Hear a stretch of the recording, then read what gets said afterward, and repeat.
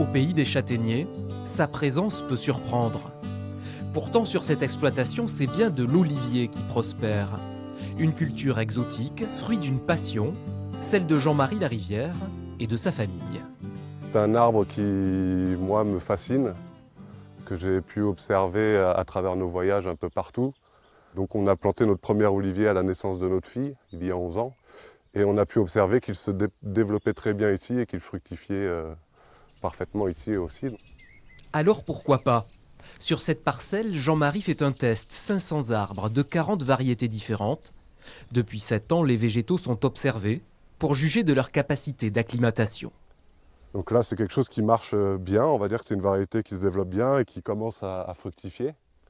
Et là, on va être sur une autre variété qui a été plantée au même moment, au même stade, et qui est, elle, beaucoup moins jolie. Donc ça, on n'a pas sélectionné, on ne multiplie pas cette variété.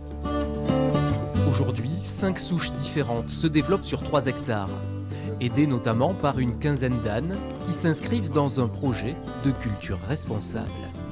Les ânes nous aident à protéger nos cultures des cervidés. Ils pâturent autour de nos cultures, ce qui nous permet de ne pas avoir à mécaniser la gestion de l'enherbement. Et en plus, les ânes donc, se nourrissent et puis aggradent le sol au pied de nos oliviers. Des premiers fruits est née une première huile.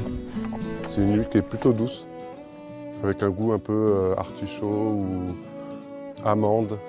Pour l'instant, Jean-Marie ne vit pas de sa production, mais l'objectif se rapproche de voir naître une première huile d'olive d'origine périgourdine. On espère pouvoir produire en quantité commercialisable d'ici 2 à 3 ans, si tout se passe bien, s'il n'y a pas d'intempéries.